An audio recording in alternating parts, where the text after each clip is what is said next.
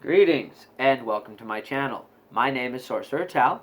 You can also find me in Facebook on the Sorcerers Guild. Now, today in Future Fridays, we're going to be dealing with the 11 Stone Method.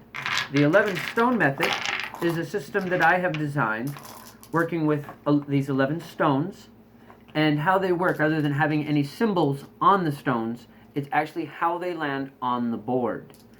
And how that works is that I will focus on a question and the outcome that I want it to manifest.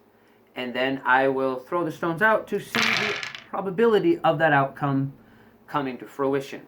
Now, if the stones are lined up like this, that means that the probability of fate is linking towards that becoming a possibility, or essentially that gives me a yes. Now, if the stones line up this way, that is meaning that it is a no. Oftentimes, what you will get is some stones blocking like this, and other stones coming across like so. Now, if they're a pattern like this, this would mean that yes, you can succeed, but there are some obstacles and you will have to find a way you haven't seen. And that's typically what it will mean if the stones are on the bottom. If they are on the top, that would mean that there are obstacles, but you have to find a way to overcome them or rise above. Sometimes it'll come through the middle, but what you're reading is how the stones go across the board. With this type of system, the more you do it, the more you learn to understand how the stones speak to you particularly, the more advantage you're going to get from the system, and the more it is able to communicate with you. Okay, now this is a system that I often use for myself for things such as figuring out how a spell is the best way to cast it. So, as to demonstration purposes, I need a new camera for the YouTube videos. So I've decided that I'm going to do some spell work to get that to manifest.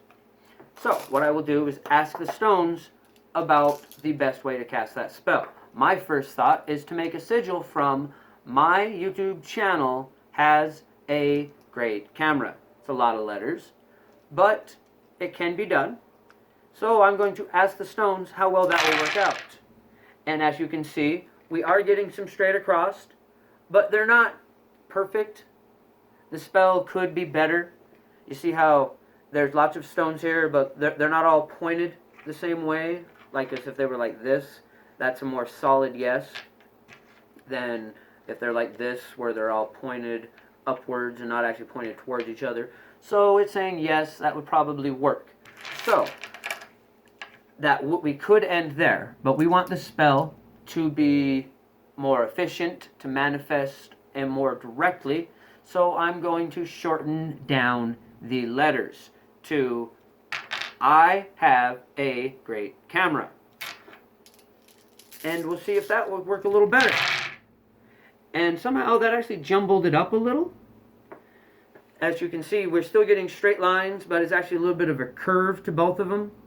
And for some reason, that sigil, using that particular sigil, would actually wind up with me compromising quality for lower price or something. It's showing that I would wind up compromising what I wanted by casting the spell that way. It could simply mean I'm compromising, trying to get trying to get that smaller amount of letters. But so we're going to try one more time with a completely different idea. What if instead of the sigil, I made another one of my Crystal Garden Bowl type spells to help me get the camera? And that is actually, we have a nice line here, but we've also got one little upwards, which is saying that yes, that type of spell might work better, but you don't have quite as much practice in that area, so you're going to come across some obstacles. So this gives me a couple things to think about, and I will be working on this more later. I think I might go with the Crystal Garden method because my lines are actually better, but there are some more issues I need to work out. I, however, am going to work that out off camera. So for now, don't forget to watch us next week. We will be having another guest on Future Fridays, and we will be working again with the Tarot Rune Spread method for that guest.